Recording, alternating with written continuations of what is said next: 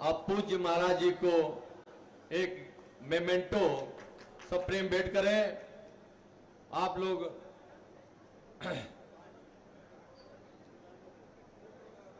मैं अब यह एक स्वागत की कड़ी और हमारे आशीर्वाद जो कार्यकारिणी को महाराज जी ने दिया है यह खत्म हुआ। आगे मैं महाराज जी के स्वागत के लिए आप लोगों के सामने दो शब्द कहना चाहता हूं। आज bar association civil court Gorakhpur के नवनिर्वाचित कार्यकारिणी परिचय समारोह अवसर पर परम पूज्य गोरक्ष पीठाधीश्वर उत्तर प्रदेश के यशस्वी मुख्यमंत्री परम पूज्य लोक कल्याण एवं सुशासन के प्रखर प्रतीक सम्मानीय योगी आदित्यनाथ जी महाराज, मंचस्थ जनपद न्यायाधीश महोदय, महापौर डॉक्टर मंगलेश श्रीवास्तव जी, हम सबके अभिभावक, एल्डर्स कमेटी के सदस्य आदरणीय हरिप्रकाश मिश्र जी, हमारे बार के सम्मानित अध्यक्ष श्री उमापत उपाध्याय जी, हम लोगों के बीच विधान परिषद के सदस्य श्री धर्मेंद्र सिंह जी एवं माननीय एल्डर्स कमेटी के सभी सदस्यगण, वरिष्ठ अधिवक्तागण, समस्त विशिष्ट अतिथिगण, मातृशक्ति एवं पत्रकार बंधु एवं मेरे प्रिय अधिवक्ता साथियों, आज का यह दिवस bar association civil court Gorakhpur के गौरवशाली इतिहास में एक स्वर्णिम अध्याय के रूप में अंकित होने जा रहा है। न्याय, संविधान एवं विधि के इस पावन प्रांगण में हम सबके उत्तर प्रदेश के लोकप्रिय जनप्रिय सरकार के नेतृत्वकर्ता, राष्ट्र चिंतक एवं लोक सेवा के परमाप्राय परम पूज्य योगी आदित्यनाथ जी महाराज का आगमन संपूर्ण अधिवक्ता समाज के लिए अत्यंत गौरव, प्रेरणा एवं उत्साह का विषय है। Bar association civil court Gorakhpur केवल एक संगठन नहीं अपितु न्यायिक चेतना, संवैधानिक मूल्यों और लोकतांत्रिक गरिमा का एक जीवंत संस्थान है। इस बार ने समय समय पर समाज, राष्ट्र और न्याय व्यवस्था के संरक्षण में अपनी महत्वपूर्ण भूमिका निभाई है। यहाँ के अधिवक्ताओं ने सदैव वंचित, पीड़ित, शोषित वर्गों की आवाज बनकर न्याय के मंदिर में सत्य और अधिकार की मशाल प्रज्वलित की है। अधिवक्ता केवल मुकदमों की पैरवीकार नहीं होते हैं, लोकतंत्र के सजग प्रहरी, संविधान के संरक्षक तथा न्याय व्यवस्था की आत्मा होते हैं। जब किसी नागरिक की आशाएं टूटती हैं तब वह न्यायालय की शरण में आता है और अधिवक्ता उसके अधिकारों के लिए संघर्ष का संकल्प लेते हैं। अतः अधिवक्ता समाज की सुरक्षा, सम्मान और कल्याण केवल किसी वर्ग विशेष का प्रश्न नहीं है, बल्कि संपूर्ण न्यायिक व्यवस्था की गरिमा और लोकतंत्र की मजबूती का विषय है। उत्तर प्रदेश के विकास के साथ लोक कल्याण के लिए समर्पित आपके यशस्वी नेतृत्व में विगत 9 वर्षों में समाज के प्रत्येक वर्ग को उनकी अपेक्षाओं से अधिक सुविधाएं प्रदान की जा रही हैं। आपके द्वारा अधिवक्ताओं की मूलभूत समस्याओं के निराकरण हेतु आपका आशीर्वाद प्राप्त हो। इस क्रम में हमारी कुछ न्यायोचित मांगे हैं, जिनमें प्रमुख रूप से अधिवक्ता केवल अपने मुवक्किल का प्रतिनिधित्व नहीं करता है, बल्कि न्याय और विधि शासन की रक्षा का दायित्व भी निभाता है। अनेक संवेदनशील और विवादित मामलों में कार्य करने के कारण अधिवक्ताओं को प्रायः धमकियां, हिंसा, असुरक्षा का सामना करना पड़ रहा है। इसलिए अधिवक्ताओं के सम्मान, सुरक्षा और निर्भीक कार्य संस्कृति को सुनिश्चित करने के लिए उत्तर प्रदेश में एडवोकेट प्रोटेक्शन एक्ट की शीघ्र लागू किया जाना परम आवश्यक है।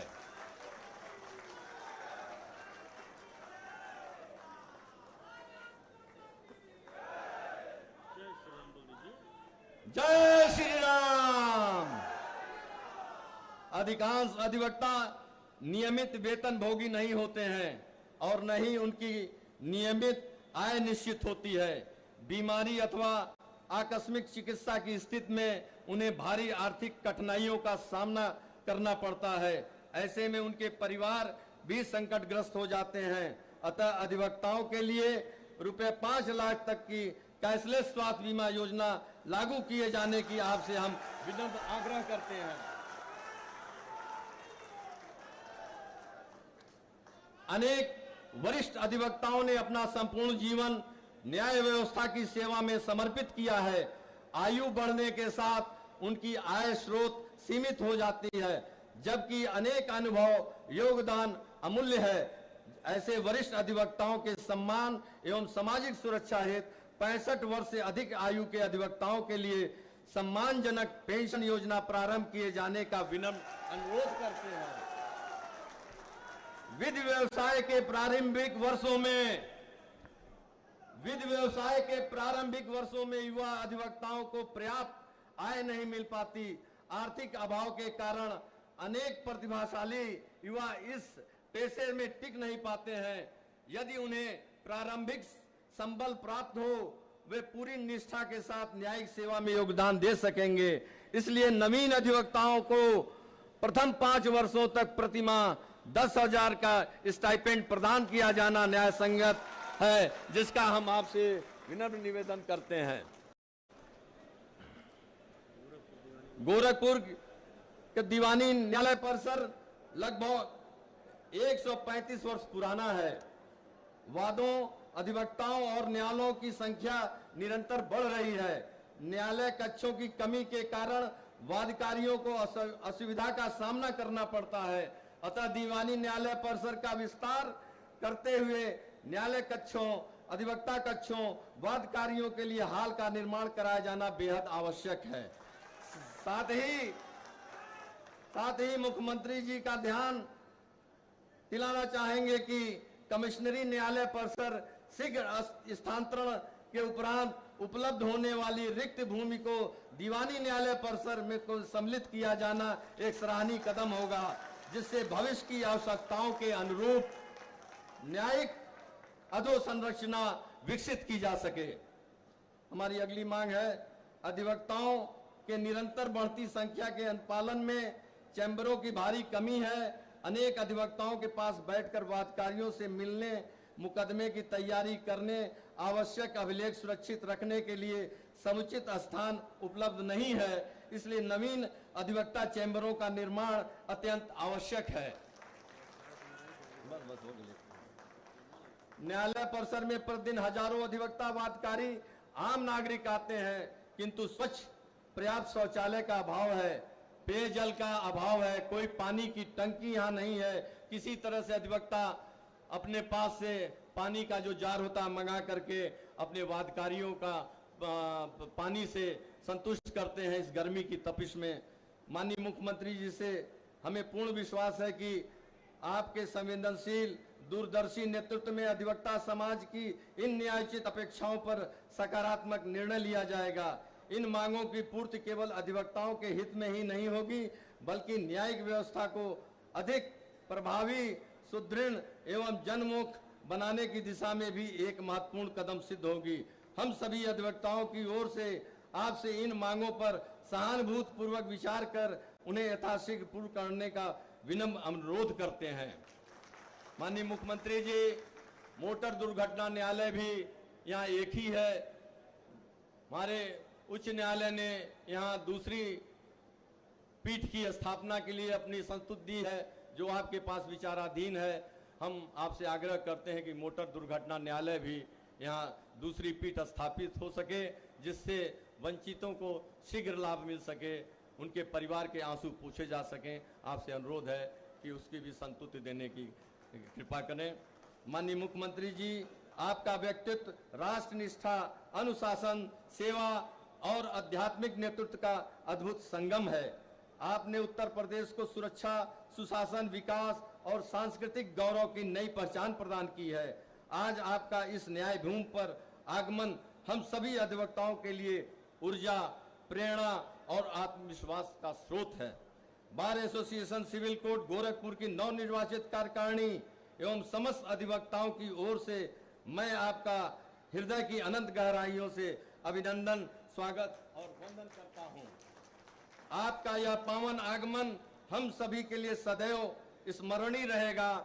आप बार एसोसिएशन के प्रांगण में जब आगे आए तब आप भारत के यशस्वी प्रधानमंत्री के तौर पर आए। हमें हर्ष होगा कि हमें सभी के सपने साकार हो रहे हैं। जय हिंद, जय भारत, जय अधिवक्ता समाज। अब मैं मंच पर बैठे अपने मुख्य अतिथि माननीय जनपद न्यायाधीश से आग्रह करूंगा कि वो आए और अपना उद्बोधन प्रस्तुत करें।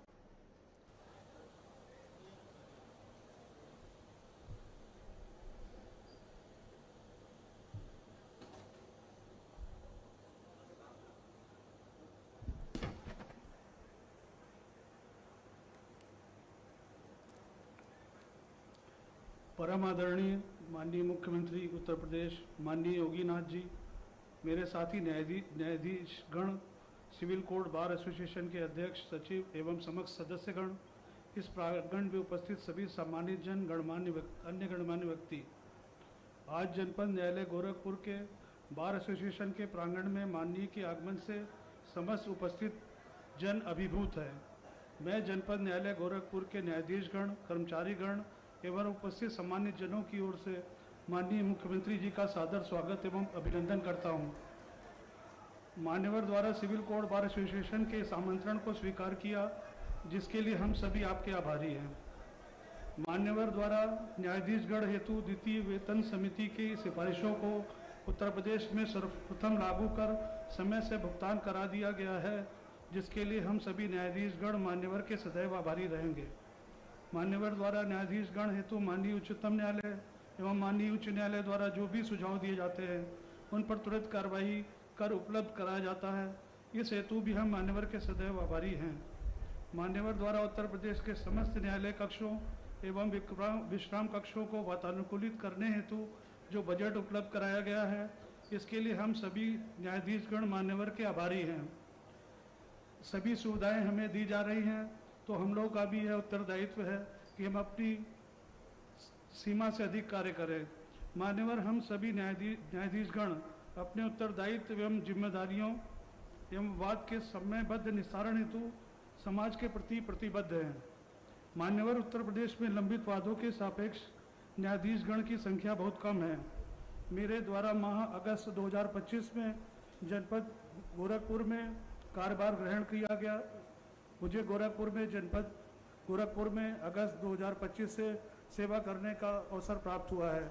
जनपद गोरखपुर में 1 अगस्त 25 को कुल 2,82,120 वाद लंबित थे।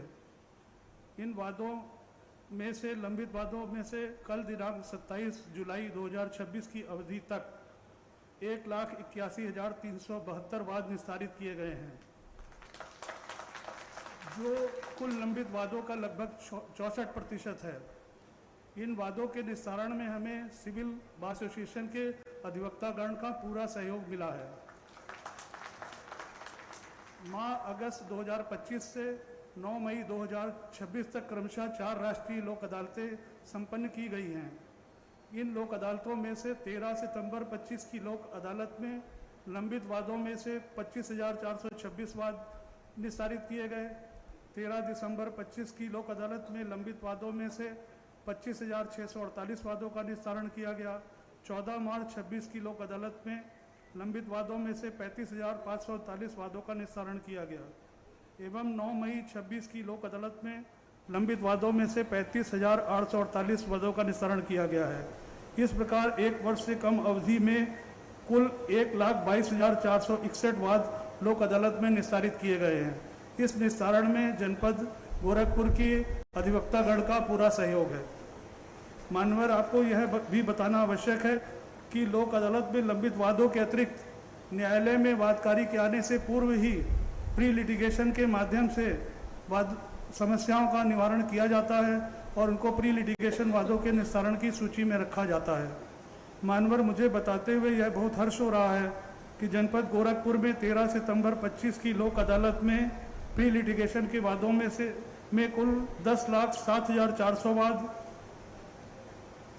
14 मार्च 26 की लोक अदालत में 11,34,699 वाद एवं 9 मई 2026 की लोक अदालत में 11,73,000 40 प्री लिटिगेशन में वाद निस्तारित किए गए हैं। ये वाद न्यायालय में आते किंतु प्री लिटिगेशन में ही सुलह समझौते के माध्यम से जिन वादों का निस्तारण किया गया, इससे नए वादों के आने पर रोक लगी है। मान्यवर, अब मुझे यह भी बताते हुए हर्ष हो रहा है कि राष्ट्रीय लोक अदालत में वादों के निस्तारण की संख्या में जनपद गोरखपुर लगातार 4 लोक अदालतों में उत्तर प्रदेश राज्य में सर्वप्रथम रहा है। इसमें हमारे न्यायाधीशगण, सिविल कोर्ट बार एसोसिएशन के अधिवक्तागण, प्रशासन एवं वादकारियों का पूर्ण सहयोग रहा है। मान्यवर, जनपद गोरखपुर में कुल 70 न्यायालय स्वीकृत हैं, किंतु न्यायाधीशगण की संख्या कम होने के कारण न्यायालय ही कार्यरत है। मान्यवर, स्वीकृत न्यायालयों के सापेक्ष न्यायालय कक्षों की भी अत्यंत कमी है। मान्यवर, इन सभी कमियों के होते हुए भी हमारे न्यायाधीशगण एवं अधिवक्तागण अथक परिश्रम कर अधिक से अधिक वादों का निस्तारण करते हैं। मान्यवर, हम न्यायाधीश गण द्वारा जो भी कार्य किए जाते हैं उनकी नियमित समीक्षा की जाती है। हम न्यायाधीश गण का न्यायिक कार्य करने का कोटा भी माननीय उच्च न्यायालय द्वारा निर्धारित है। जनपद न्यायालय गोरखपुर में नियुक्त न्यायाधीश गणों द्वारा अपने निर्धारित कोटे से कई गुना अधिक कार्य किया गया है। हम न्यायाधीश गण के प्रत्येक आदेश की समीक्षा होती है। हमारे पारित किए गए हर निर्णय, हर आदेश के विरुद्ध दांडिक पुनरीक्षण या माननीय उच्च न्यायालय में याचिका प्रस्तुत करने का अधिकार रहता है। इसलिए हमारे न्यायाधीश गणों के न्यायिक कार्यों की निरंतर समीक्षा होती रहती है। माननीय उच्चतम न्यायालय एवं माननीय उच्च न्यायालय द्वारा जो भी सुविधाएं की मांग न्यायालय पालिका हेतु की जाती है उसे मान्यवर द्वारा लगातार प्रदान किया जाता रहा है।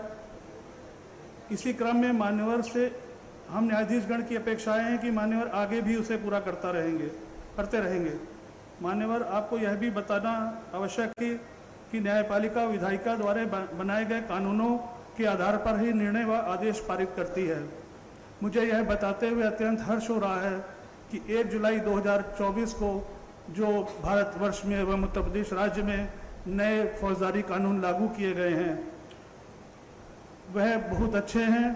जब ये नए कानून लागू किए गए उस समय सबने ये सोचा कि वही सेक्शन, वही धाराएं नई किताब में लिख दी गई हैं, धाराओं का परिवर्तन हो गया, अंदर में सब वही है। ऐसा सही नहीं है। पहले जो दंड प्रक्रिया संहिता थी उसको परिवर्तित कर भारतीय नागरिक सुरक्षा संहिता बनाई गई है। भारतीय नागरिक सुरक्षा संहिता में भारत के नागरिकों को वह सुरक्षा प्रदान की गई है, वह उनके राइट्स प्रदान किए गए हैं जो पहले प्रदान नहीं थे। भारत के संविधान के आर्टिकल 21 में जो नागरिक के अधिकार हैं उनका समावेश भारतीय नागरिक सुरक्षा संहिता में किया गया है। मान्यवर, इस संबंध में हमने भी समीक्षा की है। मान्यवर, 2 वर्ष इस कानून के लागू होने के 2 वर्ष लगभग पूरे हो गए हैं।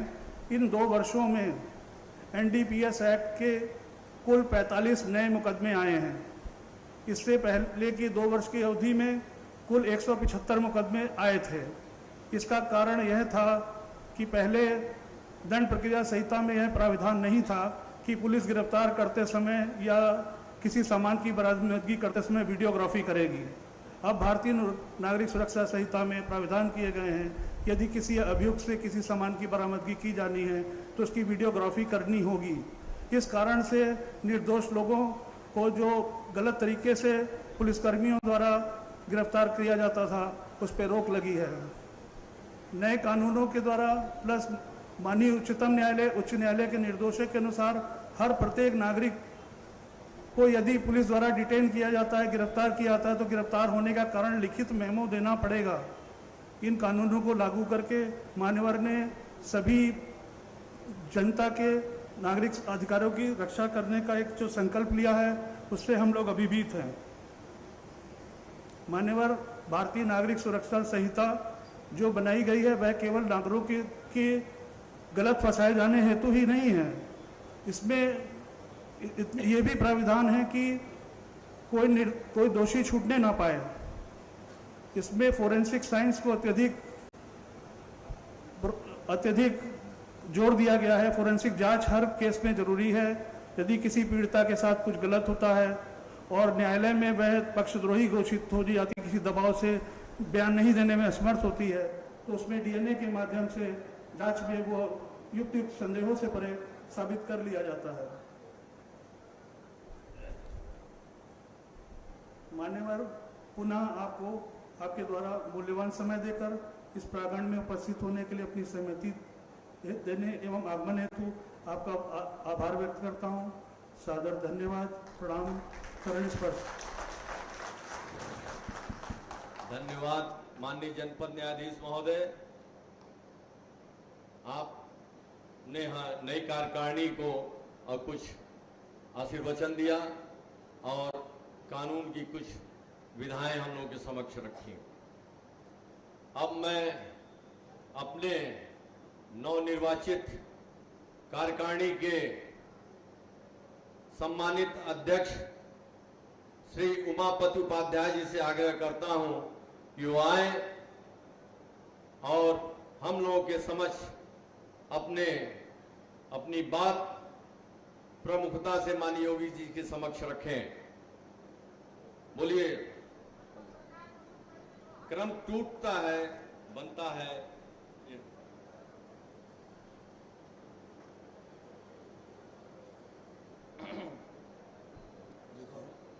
बार एसोसिएशन सिविल कोर्ट के नवनिर्वाचित कार्यकारिणी के परिचय समारोह के इस पुनीत अवसर पर कार्यक्रम के मुख्य अतिथि मंचासीन प्रदेश के यशस्वी एवं लोकप्रिय मुख्यमंत्री माननीय पूज्य योगी आदित्यनाथ जी एवं सिविल कोर्ट बार एसोसिएशन के मुखिया हमारे जनपद न्यायाधीश महोदय तथा महापौर मंगलेश श्रीवास्तव जी तथा हमारे वरिष्ठ अधिवक्ता हरिप्रकाश मिश्रा जी, हमारे सहजनवा के लोकप्रिय विधायक प्रदीप शुक्ला जी तथा भाई धर्मेंद्र सिंह और वरिष्ठ अधिवक्तागण, कार्यकारिणी के नवनिर्वाचित पदाधिकारी एवं सदस्यगण, प्रशासनिक अधिकारीगण और मीडिया के सम्मानित साथियों, आज का दिन हम सभी लोगों के लिए अत्यंत गौरवशाली दिन है। हम लोगों के कार्यक्रम में सम्मिलित होने के लिए पूज्य महाराज जी अपने व्यस्ततम समय में से कुछ समय निकालकर यहाँ पर आए हैं। मैं इसके लिए bar association civil court Gorakhpur की तरफ से हृदय से आभार व्यक्त करता हूँ। मंदिर से हमारे पूर्वजों का बहुत पहले से नाता रहा है। परम पूज्य महाराज जी, परम पूज्य अवैधनाथ जी महाराज जी जब पहले हिंदू महासभा गठित थी, उस समय घोड़ा में सवार से चुनाव लड़ा करते थे। मेरे पिताजी मस्करा में लेक्चरर थे और उनके चुनाव में हमेशा मदद में रहते थे। मेरा परिवार इस मंदिर से बहुत पहले से हम लोग जुड़े हैं। इसका आशीर्वाद महाराज जी को का प्राप्त है। इसके लिए महाराज जी को मैं अपने तरफ से व्यक्तिगत प्रणाम और करता हूँ। माननीय मुख्यमंत्री जी, civil court bar association Gorakhpur की गौरवशाली परंपरा रही है। यहाँ के अधिवक्ता ने न्याय, राजनीति और विभिन्न क्षेत्रों में अपने को स्थापित कर नाम रोशन किया है। मान्यवर, यहाँ के अधिवक्ताओं की संख्या लगभग 11,000 है। उनकी तमाम समस्याएं हैं, उसको मैं मंच के माध्यम से मेरे मंत्री जी ने अवगत कराया है और मैं उस मांग का आपको मांग पत्र भी दे रहा हूँ। आशा ही नहीं, अभी पूर्ण विश्वास है कि उक्त मांगों के संदर्भ में सहानुभूतिपूर्वक विचार कर आप उसकी स्वीकृति प्रदान करेंगे। बार एसोसिएशन इसके लिए आपका आभारी रहेगा।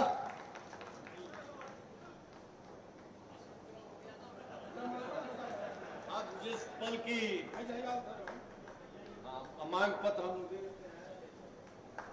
मांग पत्र हमारे अध्यक्ष और मंत्री जी समस्त अधिकारी की तरफ से जय श्री राम, जय श्री राम, भारत माता की, भारत माता की। जिस पल का हमें बहुत दिनों से इंतजार था, प्रयास था, अब वह पल आ गया है। अब हम अपने श्रद्धेय मुख्यमंत्री, यशस्वी मुख्यमंत्री परम पूज्य आदित्यनाथ जी से आग्रह करते हैं कि वह आए और अपना आशीर्वचन हम लोगों को दे, नई कार्यकारिणी को अपना आशीर्वचन दे। अभी क्षमा करें सर, हमारे लोकप्रिय सांसद का आगमन हो गया है रवि किशन जी का। हम उनका हार्दिक अभिनंदन एवं स्वागत करते हैं। भारत माता की, भारत माता की, भारत माता की। Civil code bar association Gorakhpur के नवनिर्वाचित पदाधिकारियों के आज के इस परिचय सम्मेलन में उपस्थित माननीय जनपद न्यायाधीश श्री राजकुमार सिंह जी, लोकप्रिय सांसद श्री रविकिशन शुक्ला जी, महापौर doctor Manglesh Srivastava ji, elders committee के सदस्य श्री हरिप्रकाश मिश्रा जी, बार एसोसिएशन के अध्यक्ष नवनिर्वाचित अध्यक्ष श्री उमापति उपाध्याय जी, मंत्री श्री अनुज अस्थाना जी, बार एसोसिएशन के सभी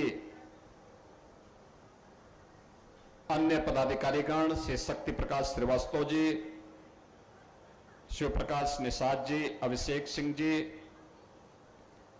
सुमित मिश्रा जी, अंशुमान पाठक जी, प्रवीण कुमार शुक्ला जी, रमेश कुमार यादव जी, अमरनाथ कुशवाहा जी, आशुतोष दुबे जी, धनंजय कुमार त्रिपाठी जी, रंजन श्रीवास्तव जी, आशुतोष कुमार श्रीवास्तव जी, चंद जी, रमेश सिंह जी, राकेश कुमार शुक्ला जी, सुश्री रोशनी आर्य जी, आलोक कुमार गोयल जी, हर्ष कुमार शुक्ला जी, अमित कुमार पांडे जी, आनंद कुमार तिवारी जी, सज्जन कुमार पांडे जी, सभी बेंच के हमारे न्यायिक अधिकारीगण, सम्मानित अधिवक्तागण और उपस्थित बहनों और भाइयों, मैं सबसे पहले सिविल कोड बार एसोसिएशन के आज के इस कार्यक्रम में नवनिर्वाचित बार एसोसिएशन की इस कार्यकारिणी को जो श्री उमापति उपाध्याय जी और श्री अनुज आस्थाने जी के नेतृत्व में आप सबने निर्वाचित की है, इन सबके निर्वाचन के लिए इन्हें बधाई देता हूं और इस पूरी प्रक्रिया को लोकतांत्रिक तरीके से चयन करने और आज इस कार्यक्रम में अपनी उपस्थिति से इस गरिमामय समारोह को, परिचय समारोह को और भी गरिमापूर्ण तरीके से आप लोगों के द्वारा यहां पर संपन्न किया जा रहा है, इसके लिए मैं आप सबका भी हृदय से अभिनंदन करता हूं। हम सब जानते हैं कि भारत ने स्वतंत्र होने के उपरांत अपने संसदीय लोकतंत्र को अंगीकार किया और जिसका आधार लोकतंत्र के वे 3 महत्वपूर्ण स्तंभ हैं, जिनमें विधायिका है, न्यायपालिका है और कार्यपालिका है। हम इन सभी तीनों स्तंभों को देखते हैं तो तीनों स्तंभ एक दूसरे की भावनाओं का सम्मान करते हुए अपनी लक्ष्मण रेखा के अंदर अपने अपने कर्तव्यों का निर्वहन भारत के संविधान के प्रति अपनी निष्ठा को व्यक्त करते हुए जब पूरी निष्ठा के साथ कार्य करते हैं तो वह एक सामान्य नागरिक उससे लाभान्वित होता है, राष्ट्र की एकता और अखंडता को हम मजबूती प्रदान करने में अपना योगदान दे पाते हैं। जब हम न्यायपालिका की बात करते हैं तो इन तीनों, चाहे वह विधायिका हो, कार्यपालिका हो या न्यायपालिका, इन तीनों के बीच यानी न्यायपालिका के संवाद को आगे बढ़ाने में जो महत्वपूर्ण भूमिका होती है वह हमारे अधिवक्ताओं की होती है। एक सामान्य नागरिक की बात को न्यायपालिका तक पहुंचाना और उसको समस्या तक पहुंचाने का, समाधान का रास्ता भी निकालना, इसमें एक बड़ी भूमिका आप सभी अधिवक्ताओं की है और उस भूमिका को एक विश्वास के संबंध के रूप में स्थापित करना यह अत्यंत महत्वपूर्ण है। मैं अक्सर इस बात को मानता हूं कि हमारे अधिवक्ता केवल एक मुकदमा नहीं लड़ते, बल्कि एक सामान्य नागरिक के विश्वास के प्रतीक होते हैं। वह समाज के एक विधिक सलाहकार भी हैं। वे संविधान के एक सच्चे प्रहरी के रूप में, उस वाहक के रूप में, सारथी के रूप में अपनी भूमिका का निर्वहन भी करते हैं। और याद रखना, विधि का शासन तब आता है जब न्याय की गुणवत्ता हो, न्याय सुलभ हो, सर्वसुलभ हो और समयबद्ध हो। न्याय की गुणवत्ता के लिए, न्याय की सुलभता के लिए और न्याय की समयबद्धता के लिए भी जो सबसे बड़े वाहक के रूप में जिनकी महत्वपूर्ण भूमिका होती है वह अधिवक्ताओं की होती है। और ऐसे अधिवक्ताओं से जुड़े हुए उनके बार एसोसिएशन में मुझे एक बार फिर से आने का अवसर प्राप्त हुआ है। मैं इस अवसर पर आप सभी का हृदय से अभिनंदन करता हूं। नवनिर्वाचित कार्यकारिणी को हृदय से बधाई भी देता हूं। गोरखपुर सिविल कोर्ट की स्थापना, इसका एक लंबा इतिहास है। 1895 में इसकी स्थापना होती है। अब सोचो, पीढ़ी दर पीढ़ी न्याय के लिए, सत्य के लिए, समाज के उन मूल्यों और उन सिद्धांतों की स्थापना के लिए गोरखपुर का यह न्यायालय परिसर पूरी प्रतिबद्धता के साथ लगा हुआ है। याद करिए, देश की आजादी के आंदोलन के दौरान भी गोरखपुर की कचहरी की बड़ी भूमिका थी। उस समय bar association civil court Gorakhpur के अधिवक्ताओं ने एक बड़ी भूमिका का निर्वहन किया और यही कारण है कि बार एसोसिएशन गोरखपुर ने केवल स्वाधीनता आंदोलन ही नहीं, बल्कि स्वाधीनता आंदोलन के बाद भी राजनीति के, समाज जीवन के अलग अलग क्षेत्र में उन्होंने प्रतिनिधित्व भी देकर के समाज को एक नई दिशा देने का काम किया। जब हम यहां के इतिहास के बारे में कहते हैं तो बाबू चारू चंद्र दास जी, जस्टिस इस्माइल, इनका नाम हम सबके सामने बड़े श्रद्धा के साथ, बड़े सम्मान के साथ लिया जाता है। यही के अधिवक्ता पंडित हरीश चंद पति त्रिपाठी जी, प्रमोद चंद कुमार श्रीवास्तव जी, माननीय उच्च न्यायालय इलाहाबाद के न्यायमूर्ति के रूप में इन्होंने यहां के बार को सम्मानित किया। एडवोकेट केपी सिंह जी राजनीति के क्षेत्र में उन्होंने आप सबकी बदौलत उत्तर प्रदेश के अपर हाउस का प्रतिनिधित्व किया। 2-2 बार विधान परिषद के सदस्य चुने गए। यानी जिस बार का महत्व इस बात से जोड़ा जाता है कि उसने न्यायमूर्ति दिए, स्वाधीनता संग्राम के अग्रणी सेनानी दिए और उसने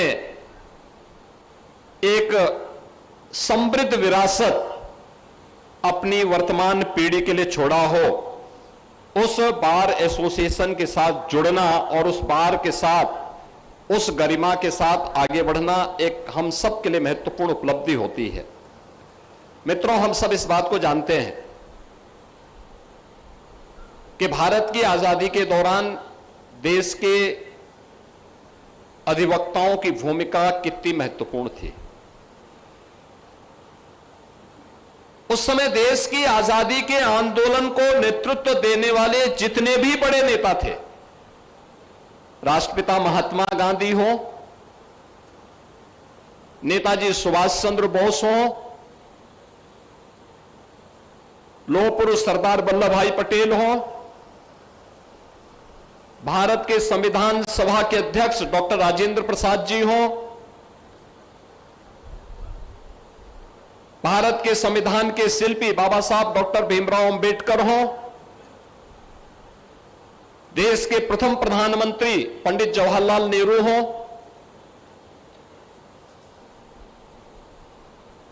एक लंबी श्रृंखला है।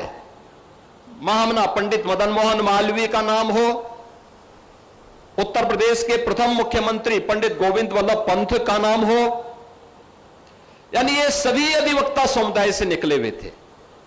यानी कितनी गरिमापूर्ण और कितनी गौरवशाली परंपरा अधिवक्ताओं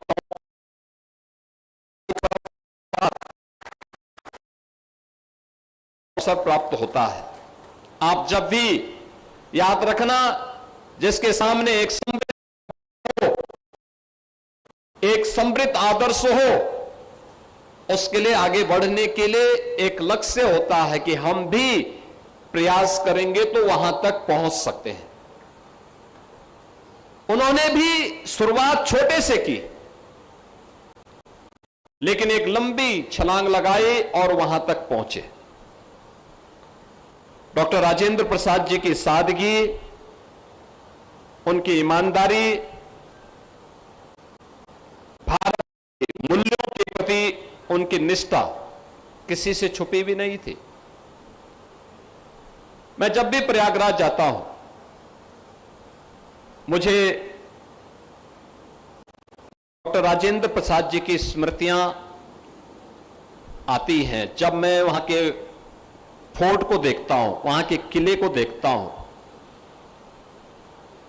उस किले में प्रेसिडेंट सूट है।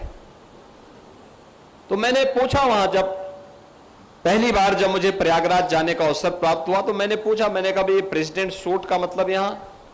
तो तब मुझे बताया गया कि कुंभ के दौरान भी और प्रतिवर्ष माघ मेले के दौरान भी राष्ट्रपति रहते हुए डॉक्टर राजेंद्र प्रसाद जी प्रतिवर्ष 1 माह का समय प्रयागराज में व्यतीत करते थे। माघ मेले के दौरान वहां रह करके अपने आध्यात्मिक मूल्यों को किस रूप में विकसित करके राष्ट्र को लाभान्वित करते थे, यह कार्य प्रयागराज में रहकर के उनके द्वारा संपन्न किया जाता था।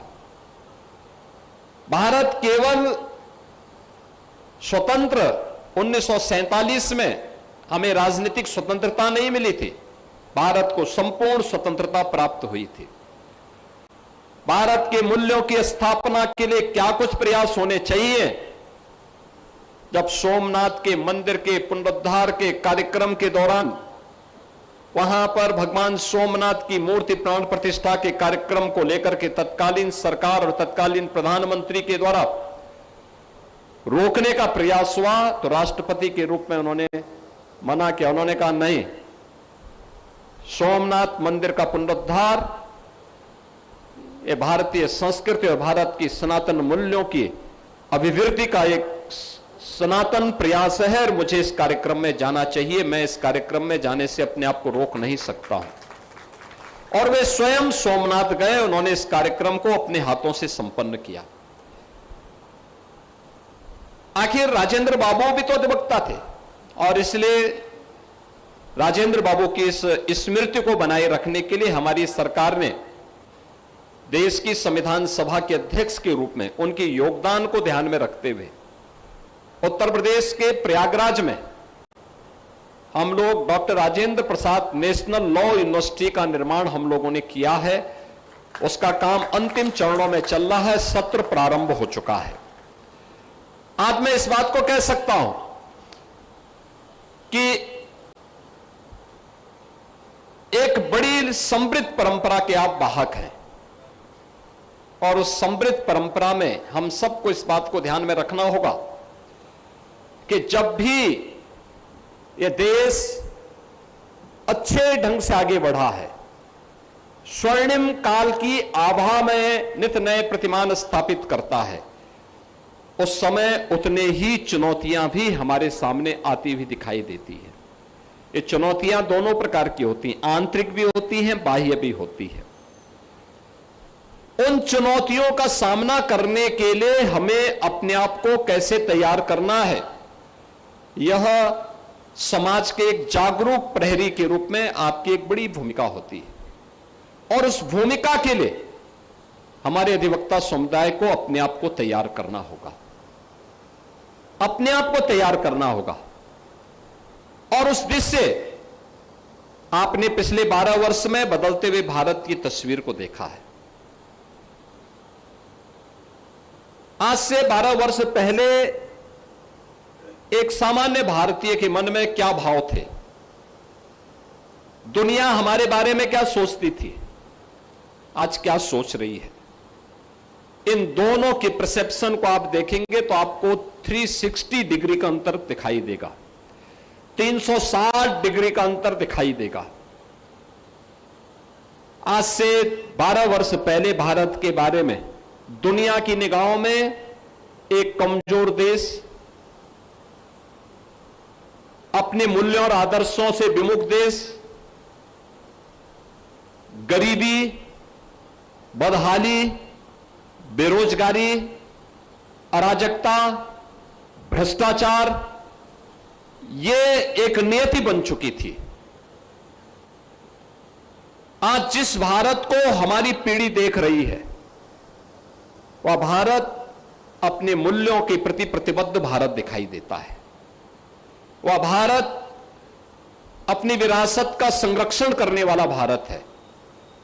वह भारत उत्तर से दक्षिण, पूरब से पश्चिम एक भारत के रूप में श्रेष्ठ भारत की यात्रा को करता हुआ दिखाई देता है। वह भारत आज अपने वर्ल्ड क्लास इंफ्रास्ट्रक्चर के लिए जाना जा रहा है। वह भारत न केवल अपनी समृद्ध परंपरा के लिए बल्कि अपने समृद्ध आर्थिक व्यवस्था को मजबूती के साथ आगे बढ़ाने वाला दिखाई दे रहा है। ये जो हमने गति प्राप्त की है, यह अद्भुत है। कोई कल्पना करेगा कि इन 12 वर्षों में 25 करोड़ आबादी गरीबी रेखा से उभर करके एक सामान्य नागरिक के रूप में अपना जीवन यापन कर रही है। यह प्रयास से हुआ है, एक प्रयास जहां पे चेहरा देख करके नहीं, जाति, मत, मजहब, क्षेत्र और भाषा देख करके नहीं, बल्कि भारत के संविधान के उस मूल भाव को ध्यान में रख करके, जहां पे हर व्यक्ति के साथ समता का व्यवहार हो, हर व्यक्ति को न्याय प्राप्त करने का अधिकार हो, जहां पर हर व्यक्ति के साथ बिना भेदभाव के शासन की योजना के साथ जोड़ने का भाव हो, वो आज देखने को मिलता है। याद करिए, कोविड कालखंड के दौरान जब पूरी दुनिया पस्त थी, तब भारत कोविड वैक्सीन बना रहा था और गोरखपुर और पूर्वी उत्तर प्रदेश से ज्यादा कौन जानता है इसके बारे में। आपने इंसेफ्लाइटिस की लड़ाई मेरे साथ सड़कों पे लड़ी है। आप में से बहुत सारे अधिवक्ता ऐसे हैं जो मेरे साथ पद यात्रा करते थे, जो मेरे साथ सड़कों पे लड़ते थे, जो मेरे साथ हर स्तर पर आंदोलन में सहभागी बनते थे। सिविल कोड बार एसोसिएशन हमेशा गोरखपुर का अधिवक्ता मेरे साथ। गोरखपुर की लड़ाई, आज जो गोरखपुर की तस्वीर बदली है, ये तस्वीर केवल एक राजनीतिक निर्णय से नहीं बदली है, ये वो तस्वीर बदली है जो हम लोगों ने आपके साथ में सड़कों पे लड़ करके देखा है और सड़कों पर उन मूल्यों की स्थापना के लिए कार्य किया है। और उस भाव के साथ जब हम आगे बढ़े हैं तब ये परिवर्तन हम सबको देखने को मिला। इंसेफ्लाइटिस का वैक्सीन दुनिया के अंदर पहली बार देखा गया था 1905 में। 1905 में इसका पहला वायरस देखने को मिला था।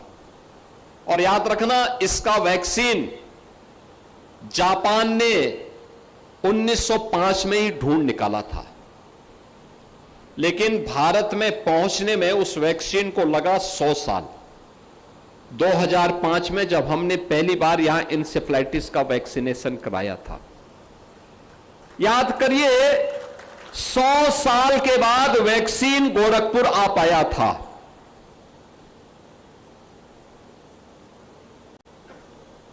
बीमारी 100 साल पुरानी है। दुनिया में वैक्सीन 100 साल पहले बन चुकी थी, लेकिन गोरखपुर आने में उस वैक्सीन को लगे 100 साल।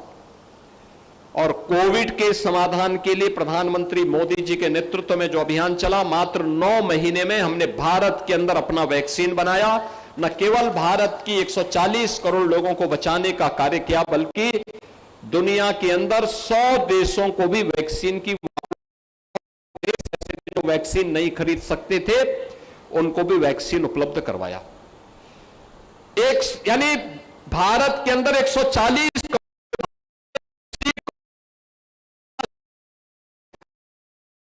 करोड़ लोगों को फ्री में राशन की सुविधा दे रहा है। कोई सोचता था भारत के अंदर 50 करोड़ लोगों को आयुष्मान भारत की 5 लाख रुपए की सुविधा हर वर्ष प्राप्त हो पाएगी? जो हमारे अध्यक्ष जी और मंत्री जी यहां पे कह रहे थे कैशलेस सुविधा, यही कैशलेस की सुविधा है जो भारत के अंदर 50 करोड़ लोगों को फ्री में उपलब्ध करवाने का काम आज यहां पे डबल इंजन की ये सरकार मोदी जी के नेतृत्व में कर रही है। कोई सोचता था, कोई सोच ही नहीं सकता था। 12 करोड़ घरों में एक शौचालय बन गए। कोई सोचता था 4 करोड़ लोगों के अपने घर बन जाएं। कोई सोचता था 45 करोड़ लोगों के घर में जनधन के अकाउंट खुल जाएंगे। पहले हम बैंक में अकाउंट खोलने के लिए जाते थे तो कहता था, बैंक वाला कहता था कि 1000 रुपया जमा करिए। जिसने 1000 रुपया देखा ही नहीं था उससे कहा जाता 1000 रुपया जमा करेंगे तब बैंक अकाउंट खोलेंगे। बैंक अकाउंट भी नहीं खोल पाए। एक साथ इतने लोगों को प्राप्त हुआ। आज परिणाम क्या है? डीबीटी के माध्यम से हम करोड़ों रुपया एक क्लिक करते हैं, पैसा उसके अकाउंट में पहुंच जाता है। बीच में किसी प्रकार की कोई दलाली नहीं। एक गरीब को उसके जीवन में परिवर्तन करने का आधार टेक्नोलॉजी कैसे हो सकती है, ये डीबीटी उसका माध्यम बनी है। रसोई गैस के कनेक्शन के लिए भटकना पड़ता था। 12 करोड़ परिवारों को फ्री में रसोई गैस के कनेक्शन मिले। ये जो परिवर्तन है, इस परिवर्तन ने 25 करोड़ लोगों के जीवन में एक नया सवेरा लाने में सफलता प्राप्त की। यह परिवर्तन जो हुआ है, इस परिवर्तन का वाहक एक और भारत है। अब भारत ने जो पिछले 12 वर्ष में इंफ्रास्ट्रक्चर विकसित किया, अपनी विरासत को संरक्षित करते हुए तेजी के साथ उसने उन्हें दुनिया के लिए आकर्षण का केंद्र बनाया। आज उसी को लेकर के दुनिया के बहुत सारी ताकतें ऐसी हैं जो उसको स्वीकार करने को तैयार नहीं। उन्हें अच्छा नहीं लगता, क्योंकि भारत अब बॉटम 3 नहीं बल्कि दुनिया के बॉटम 5 राष्ट्रों में भारत की गिनती हो गई है। यानी टॉप 5 में भारत आ गया है। बॉटम 5 से टॉप 5 की इस यात्रा में भारत ने जो यात्रा तय की है, ये दुनिया के उन देशों को अब अच्छा नहीं लग रहा है जिनको लगता है कि अगले कुछ वर्ष में भारत टॉप 3 में आएगा। टॉप 3 में मतलब अमेरिका, चीन और भारत, 3 देश रहेंगे जिनके बीच में प्रतिस्पर्धा होने वाली है। और उस प्रतिस्पर्धा में भारत को रोकने के लिए अनेक षड्यंत्र होंगे। ये षड्यंत्र होंगे सोशल मीडिया प्लेटफॉर्म के माध्यम से, फेक अकाउंट बना करके, जातीय समूहों को लड़ा करके, समाज में विद्वेष की स्थिति पैदा करके, क्षेत्र, भाषा और जाति के आधार पर फिर से विभाजन की उन स्थितियों को पैदा करने का प्रयास जो अंततः भारत को कमजोर करेगा। हर एक संस्था को कमजोर करने का प्रयास। कोई न्यायपालिका पे उंगली उठाएगा, कोई कार्यपालिका पे उंगली उठाएगा, कोई विधायिका पे उंगली उठाएगा। इन सबको कमजोर करने के प्रयास होंगे। और उन स्थितियों में हमारे अधिवक्ता समुदाय की एक बड़ी भूमिका होने वाली है। अधिवक्ता समुदाय समाज के एक जागरूक प्रतिनिधि के नाते उनका दायित्व बनता है कि समाज के जागरूक प्रतिनिधि के रूप में देश और समाज के हित में जो कुछ होगा वही हम करेंगे। इस भाव के साथ हमें आगे बढ़ना होगा। याद करिए, आजादी के 70 वर्षों तक हम लोग उन लोगों की ओर देख रहे थे जिन लोगों ने हमें गुलाम बनाया। पहली बार हो रहा है जब भारत अपनी नीति तय कर रहा है, अपनी नीतियां बना रहा है और अपना नियंता भारत स्वयं बना हुआ है। दुनिया का कोई देश हमारा नियंता नहीं बनेगा, यह भारत पहली बार तय कर रहा है। और आज उसी के बारे में, जिसके बारे में माननीय जनपद न्यायाधीश महोदय यहां पे कह रहे थे, उन्होंने कहा कि भारत ने 3 नए कानून लागू कराए। याद करिए, 3 नए कानून को लागू करने में आपकी बड़ी भूमिका है। और किस प्रकार से एक कॉमन मैन को पता लगा कि हां, मेरे देश में मेरा अपना कानून है। भारत नागरिक सुरक्षा संहिता 2023, भारतीय न्याय संहिता 2023 और भारतीय साक्ष्य अधिनियम 2023, ये तीनों नए कानून आज लागू हो चुके हैं। सफलतापूर्वक इसको लागू किया जा चुका है। लोग न्याय प्राप्त कर रहे हैं। 7 वर्ष से ऊपर की प्रत्येक सजा के लिए फॉरेंसिक एविडेंस आवश्यक है। पहले क्या था? 2017 में उत्तर प्रदेश के अंदर केवल 2 फॉरेंसिक लैब थी। उनमें पेंडेंसी इतनी ज्यादा थी कि कोई भी एविडेंस वहां कलेक्ट करके रखा जाता था, कई वर्ष लगते थे उसके रिजल्ट आने में। तब तक सारे जितने भी सैंपल होते थे वे नष्ट हो चुके होते थे और अपराधी को सजा नहीं मिल पाती थी। आज हम लोगों ने 12 फॉरेंसिक लैब तो स्थापित कर दिए हैं। 6 पे हमारा काम चल रहा है। पहली बार यूपी के अंदर हम लोगों ने स्टेट फॉरेंसिक इंस्टीट्यूट का गठन भी, स्थापना भी लखनऊ में कराया है। और हर जिले में 2 फॉरेंसिक वैन हम लोगों ने उपलब्ध करवाई है और इन सब में ट्रेन्ड मैन पावर हमने उपलब्ध करवाया है। यानी जो प्रशिक्षित मानव संसाधन है ये इन सभी में उपलब्ध है। और आज यही कारण है कि जब 3 नए कानून लागू हुए तो उस दौरान हम अपने आप को पूरी तरह तैयार कर चुके थे। आज एक सामान्य नागरिक भी बोल सकता है कि हां, मेरे साथ अन्याय हुआ है तो मैं भी न्याय प्राप्त कर लूंगा और मुझे भी इन सभी मुद्दों पर आगे बढ़ने का पूरा अधिकार है। और उन स्थितियों में आज हम सबका दायित्व बनता है कि जब भारत एक सही दिशा में आगे बढ़ रहा है तो उन सबको हमें प्रभावी ढंग से आगे बढ़ाना, उसमें हमें अपना योगदान देना होगा। आज यूपी के बारे में हर व्यक्ति क्यों अच्छा बोल रहा है? आप देश के अंदर कहीं भी चले जाइए, 17 के पहले ऐसी स्थिति नहीं थी। 17 के पहले ऐसी स्थिति नहीं थी। 17 के पहले यूपी का व्यक्ति कहीं भी यूपी के बाहर जाता था, लोग शक और संदेह की निगाह से देखते थे। कहां से? यूपी से। ओ, शक और शक की निगाह से देखते थे। यानी वहां अगर आपसे मिलना भी चाहता है तो दूरी बनाता था, 10 कदम दूरी बनाता था।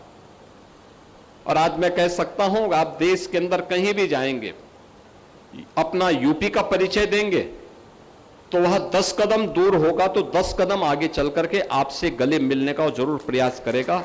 यह परिवर्तन, और यह परिवर्तन इसलिए हुआ है क्योंकि प्रदेश में कानून का राज हो, इस प्रतिबद्धता को व्यक्त करने के लिए हम लोगों ने पूरी प्रतिबद्धता के साथ उसके लागू किया। आप सोचो ना, जहां पहले कट्टा और बम बनते थे, आज वहां ब्रह्मोस मिसाइल बन रही है। ब्रह्मोस मिसाइल देश को सुरक्षा प्रदान कर रही है। वहां डिफेंस मैन्युफैक्चरिंग कॉरिडोर से भारत की रक्षा आत्मनिर्भरता के लक्ष्य को प्राप्त करने की दिशा में हम आगे बढ़ रहे हैं। जिस राज्य में पहले बेरोजगारी और पलायन जिसके लिए एक चैलेंज था, आज उस राज्य सबसे कम बेरोजगारी दर वाला राज्य है देश के अंदर। सबसे बड़ी आबादी का राज्य, लेकिन बेरोजगारी की दर सबसे कम, क्योंकि उसके लिए उन नए स्रोतों को ढूंढा गया, उस प्रकार का माहौल बनाया गया, उस प्रकार का इंफ्रास्ट्रक्चर तैयार किया गया। आपको यहां से लखनऊ जाने के लिए पहले 5-6 घंटे लगते थे, आज 3.5 घंटे में आप लखनऊ जा सकते हैं। वाराणसी जाने में आपको पहले 4 से 5 घंटे लगते थे, आज 2.5 घंटे में आप वाराणसी जा सकते हैं। पहले एयर कनेक्टिविटी नहीं थी, आज बेहतरीन एयर कनेक्टिविटी है। पहले हर सड़क पे जाम था, आज जाम नहीं है, आज चौड़ी सड़कें हैं। एक नया गोरखपुर भर करके सामने आया है। पहले रामगढ़ ताल पूरे गोरखपुर सिटी के सीवर और ड्रेनेज का एक गढ़ बन चुका था, आज वहां पर बड़े बड़े लोग अपना आवास खरीद रहे हैं। और मैं देखता हूं शाम के समय तो भारी संख्या में टूरिस्ट वहां रहते हैं, भारी संख्या में रहते हैं। यह जो परिवर्तन हुआ है, यह परिवर्तन इसलिए हुआ है क्योंकि परिवर्तन का वाहक देश है। देश चाहता है, जनता चाहती है, युवा चाहती है, और उस परिवर्तन का आधार बना है। पहले उपद्रव होते थे, कर्फ्यू लगता था, दंगे होते थे, अब उपद्रव नहीं, अब उत्सव है। हर जनपद में उत्सव, हर जनपद में महोत्सव हो रहे हैं, दंगे है, खुशहाली है, लोगों के मन में एक नया भाव है। हम लोगों ने अनेक प्रकार से इन कार्यों को आगे बढ़ाने का काम किया, और एक प्रयास केवल एक स्तर पर नहीं हुआ। शासन उसको लागू करने वाला है, लेकिन उसको इंप्लीमेंट करने में समाज के अलग अलग शासन प्रशासन, समुदाय के अलग अलग तबके के लोगों की भूमिका, और सबने जब एक साथ एक स्वर में एक दिशा में चलना प्रारंभ किया, एक दिशा में बोलना प्रारंभ किया, उसका परिणाम हम सबके सामने आया है। और इसीलिए राज्य सरकार भी जब भी वेलफेयर की स्कीम को आगे बढ़ाने की बात आती है, तो हम भी बार बार इन चीजों को कहते हैं कि नहीं, होना चाहिए, जरूर इस कार्य को आगे बढ़ाया जाना चाहिए। और उसी क्रम में हम लोगों ने जो तय किया था, सबसे पहले अधिवक्ता कल्याण निधि की स्थापना के कार्य को आगे बढ़ाते हुए, याद करिए, पहले कल्याण निधि में केवल 1.5 लाख रुपए प्राप्त होते थे। किसी विद्वान अधिवक्ता की दिवंगत होने पर मात्र 1.5 लाख मिलते थे। हमने कहा भी 1.5 लाख बहुत कम राशि है, इस राशि को हमने 5 लाख रुपया किया, 5 लाख रुपया किया। और मुझे बताते हुए प्रसन्नता है कि हम लोगों ने इसके जो कॉर्पस फंड है, इसको हमने 500 करोड़ रुपए का ही कॉर्पस फंड आपका बना दिया है, कि उसी से कोई राज्य सरकार कोई भी रहे, इसके ब्याज से ही सारा पैसा से काम चलेगा। अब तक हम 4000 ऐसे अधिवक्ताओं के परिवारजनों को 200 करोड़ रुपए से अधिक की धनराशि उपलब्ध करवा चुके हैं। इसके साथ ही आर्थिक सहायता पहले केवल 60 वर्ष तक की आयु की सीमा तक ही प्राप्त होता था। अब हम लोगों ने अधिवक्ता अगर 70 वर्ष तक का भी है, दुर्भाग्य से दिवंगत हो गया है, तो उसके परिवार को भी हम लोग इससे आच्छादित करते हैं। और ये कार्य हम लोगों ने यहां किया है। न्याय मित्र और विशेष अधिवक्ता तथा नामित अधिवक्ता की बहस की फीस को बढ़ाकर के हम लोगों ने 2300 रुपये कर दी है। उप जिला शासकीय अधिवक्ता और रिटेनर फीस को बढ़ाकर 9000 रुपये, सहायक जिला शासकीय अधिवक्ता की रिटेनर फीस को 10,000 रुपये, अपर जिला शासकीय अधिवक्ता की रिटेनर फीस को बढ़ा के 11,000 रुपये तथा जिला शासकीय अधिवक्ता की प्रतिमाह रिटेनर फीस को बढ़ाकर के 14,000 रुपये कर दी है। सभी जिला शासकीय अधिवक्ताओं की बहस फीस में भी वृद्धि की गई है। माननीय उच्च न्यायालय और माननीय सर्वोच्च न्यायालय की में राज्य की पैरवी करने वाले जितने भी हमारे विद्वान अधिवक्ता हैं, विधि अधिकारी, उनकी फीस को भी 50% से अधिक की वृद्धि इसमें हम लोगों ने की है। अधिवक्ता सामाजिक सुरक्षा निधि योजना के अंतर्गत अब तक हम लोगों ने 87 करोड़ 86 लाख रुपए की से अधिक की धनराशि का भुगतान भी हम लोगों ने किया है। और युवा पीढ़ी के अधिवक्ताओं के बौद्धिक रूप से समृद्ध करने के लिए पुस्तकें और विधिक जो पत्रिकाएं हैं उनके क्रय के लिए भी 1 करोड़ 60 लाख रुपए से अधिक की धनराशि हम लोगों ने अब तक जारी की है। इसके साथ ही अधिवक्ताओं के बेहतर कार्य वातावरण बनाने के लिए त्वरित आर्थिक विकास निधि से हम लोगों ने अधिवक्ता भवन, चैम्बर बनाने के लिए झांसी, सुल्तानपुर, वाराणसी, प्रतापगढ़, संत कबीरनगर, सिद्धार्थनगर, देवरिया, बलरामपुर, गोरखपुर में भी हम लोगों ने धनराशि उपलब्ध करवाई है।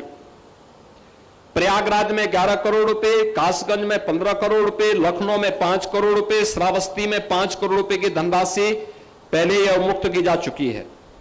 और इलाहाबाद उच्च न्यायालय में 10,000 अधिवक्ताओं की बैठने की क्षमता के लिए 2,500 advocate chamber, multi level parking, dining hall, common room और लाइब्रेरी के निर्माण के लिए भी हम लोगों ने 600 करोड़ रुपए की लागत से इसको पूर्ण करके इलाहाबाद उच्च न्यायालय को उपलब्ध करवा दिया है। मित्रों, मैं यहां पे गोरखपुर में भी बहुत बार कहा हूं और मैं 17 से ही बोल रहा था और मैं चाहता था पहले गोरखपुर में लागू हो जाए, लेकिन गोरखपुर में उस प्रकार की परिस्थिति नहीं बनी। लेकिन इंटीग्रेटेड कोर्ट कॉम्प्लेक्स जिसको लेके अक्सर हम देखते हैं, मैं देख रहा था, वो तो आपका जज्बा है और आपका वो है। मैं देख रहा था बहुत तेज धूप थी, तब भी इधर हमारे अधिवक्तागण धूप में खड़े रहे, उनको उसकी बहुत परवाह नहीं थी। यानी मैं देख रहा था कितना क्या जिजीविसा है। बारिश पड़ रही थी तब भी इधर भी और उधर भी अधिवक्ता बारिश से भी भीग रहे थे, लेकिन कार्यक्रम में खड़े थे। यानी प्रकृति के विपरीत परिस्थितियों से भी जूझने का एक भाव। लेकिन हर एक चीज की अपनी एक सीमा होती है, एक समय तक होता है, और अगर वो उसको थोड़ा सुविधा संपन्न कर दिया जाए, उसकी कार्य क्षमता को और बढ़ाया जा सकता है। ये जो भी फैसिलिटी है, ये यहां पर फिजूल खर्ची नहीं है। इस कार्य क्षमता को बढ़ाने की दिशा में कार्य किए जाने के लिए, जैसे न्यायिक अधिकारियों के लिए मैं औचक था कि डिस्ट्रिक्ट जज या एडिशनल डिस्ट्रिक्ट जज या सीजीएम के चेंबर में एसी नहीं थे। भीषण गर्मी में कैसे दोनों तरफ की गर्मी, एक और तो प्रकृति की गर्मी, दूसरी तरफ अधिवक्ताओं की गर्मी, और उस गर्मी में उनको फैसला देना होता था। हमने कहा भी नहीं, तत्काल पैसा स्वीकृत करो, एसी लगने चाहिए। भाई ये उनकी कार्य क्षमता को बढ़ाने के लिए। और मैं धन्यवाद दूंगा यहाँ के अपने माने जनपद न्यायाधीश और यहाँ के सभी न्यायिक अधिकारियों को और आपको भी कि इन्होंने एक समय सीमा के अंदर 2 लाख में से 1,81,000 मामलों का निस्तारण करके एक नया रिकॉर्ड बनाया है कि यह है न्याय की क्वालिटी।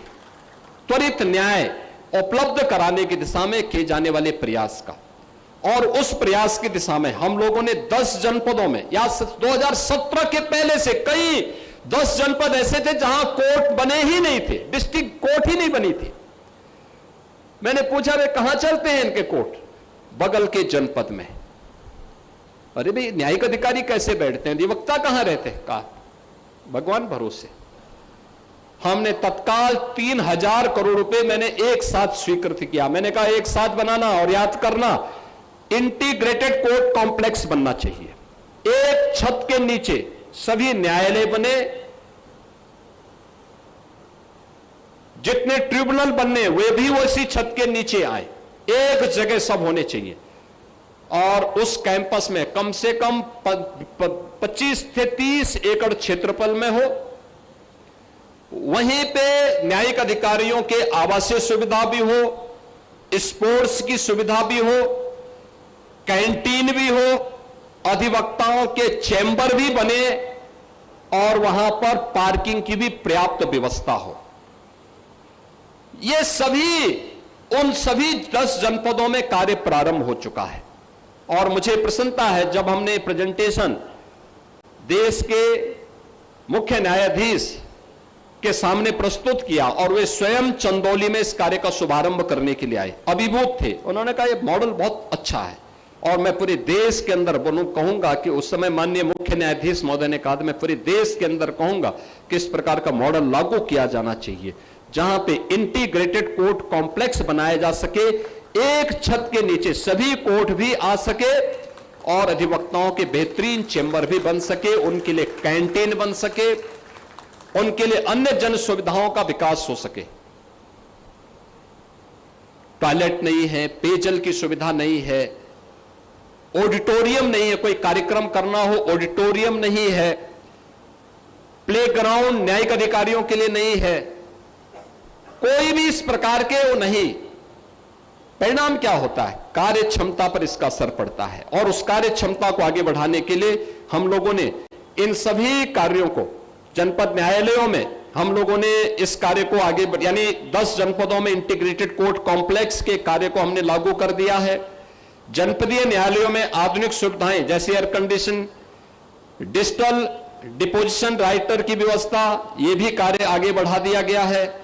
और साथ साथ जो मैंने पहले भी बताया कि हम लोगों ने हर रेंज में यानी मंडल स्तर पर फॉरेंसिक लैब की स्थापना भी की है। हर जिले में 2-2 मोबाइल फॉरेंसिक वैन की भी व्यवस्था की है और यूपी स्टेट फॉरेंसिक इंस्टीट्यूट की स्थापना का काम भी हम लोगों ने प्रदेश के अंदर मजबूती के साथ आगे बढ़ाया है।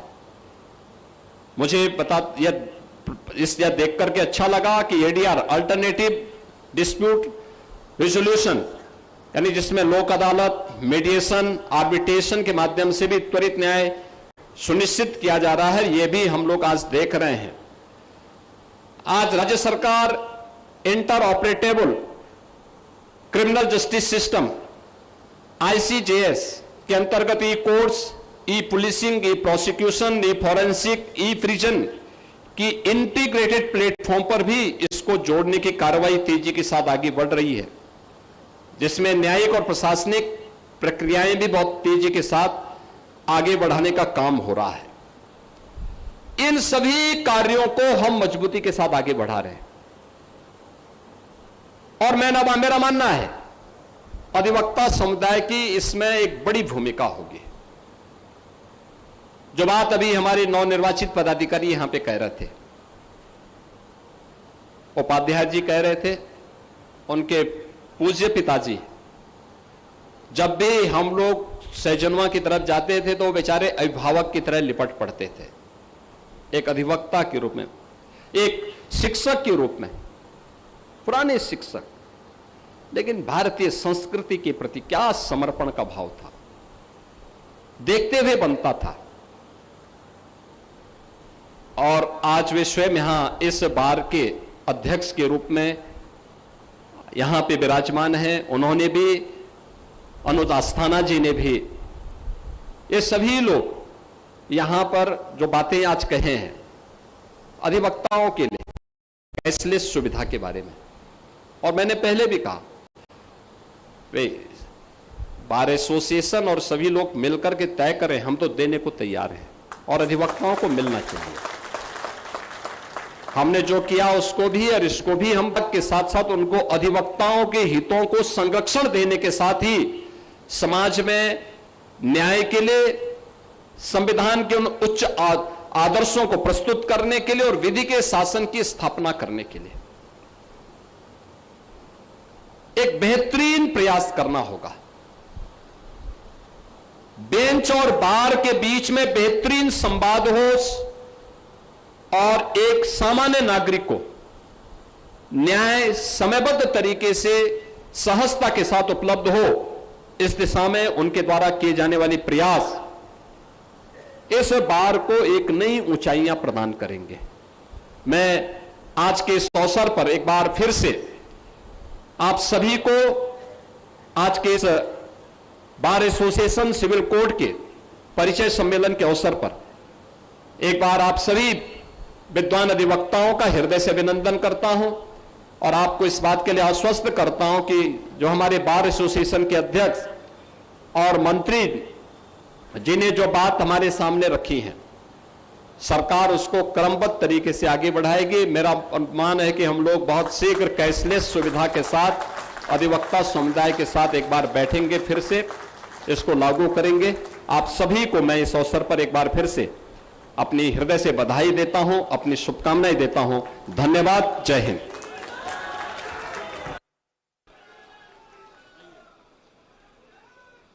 धन्यवाद महाराज जी। आप की तरफ हमारे अधिवक्ता समाज बहुत बड़ी भारी निगाह से, आशा से देख रहे हैं। उनकी सारी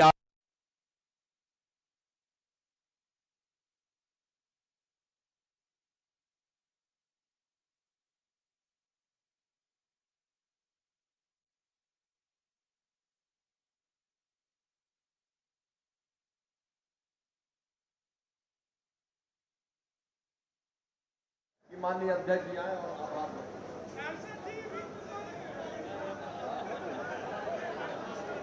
सारे हैं। महाराज जी का आग्रह है कि माननीय सांसद जी आए हम लोग के बीच, अपने बुखार बिंदु से 2 शब्द से अनुलेख करें।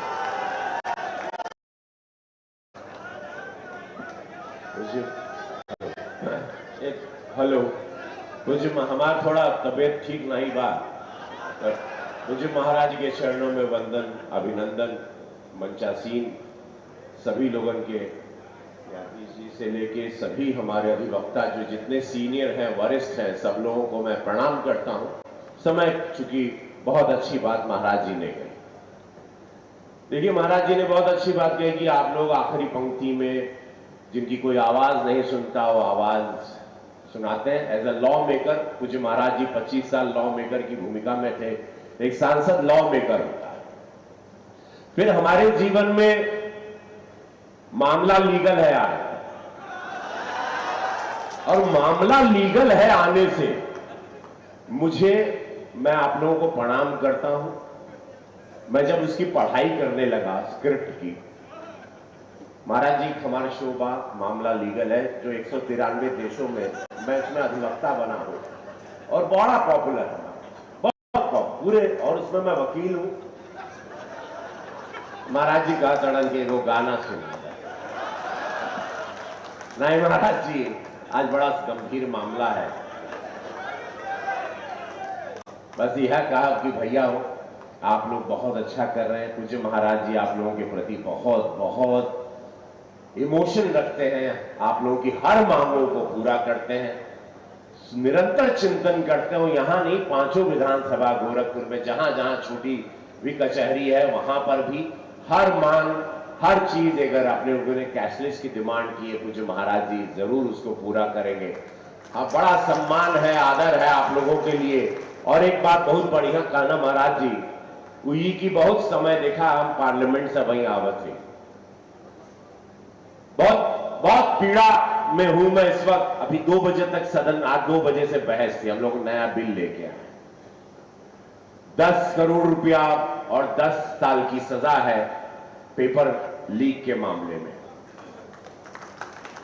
तो अब उस पर आज चर्चा होगी तो आप लोग समझ रहे हैं हम लोग बहुत विपरीत परिस्थिति से गुजर रहे हैं। महाराज जी ने सारी बातें बता दी, बस यह कहा, हम जिएंगे और मरेंगे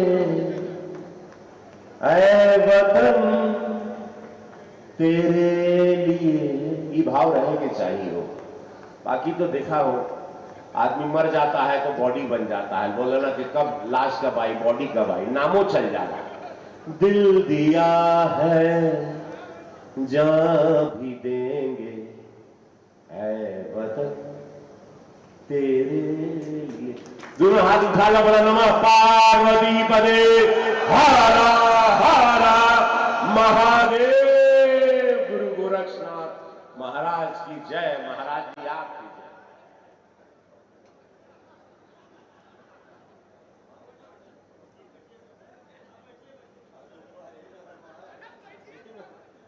अब माननीय अध्यक्ष जी से आग्रह है कि वह माननीय अतिथिगण का आभार व्यक्त करें।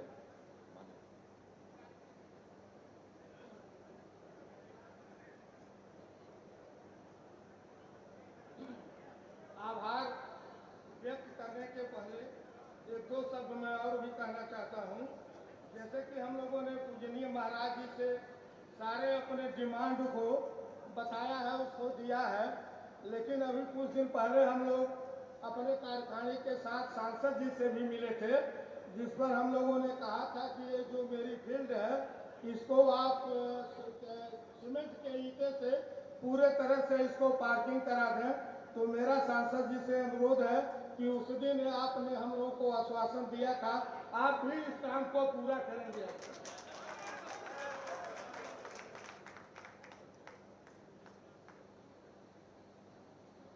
इस नवनिर्वाचित कार्यकारिणी के परिचय समारोह में उपस्थित हमारे मुख्यमंत्री जी तथा सम्मानित अतिथिगण, न्यायिक अधिकारीगण, बार एसोसिएशन एवं अन्य अधिवक्ता संगठनों से उपस्थित सम्मानित वरिष्ठ एवं कनिष्ठ अधिवक्तागण, मीडिया कर्मी एवं प्रशासनिक अधिकारी तथा न्यायिक अधिकारीगण, सभी के प्रति आभार ज्ञापित करता हूं कि आप सभी लोगों ने कार्यक्रम को सफल बनाने में अपना योगदान दिया है। इसके अतिरिक्त मैं उन सभी लोगों के प्रति आभारी हूं जिन्होंने परोक्ष या अप्रत्यक्ष रूप से सहयोग दिया है और कार्यक्रम को सफल बनाया है। अंत में पुनः पूज्य महाराज जी के प्रति हार्दिक आभार व्यक्त करते हुए अपने वाणी को विराम देता हूं। जय हिंद, जय भारत, जय अधिवक्ता समाज। माननीय मुख्यमंत्री जी से कहता हूं कि हमारी कार्यकारिणी के साथ एक ग्रुपिंग फोटो यादगार बन जाए।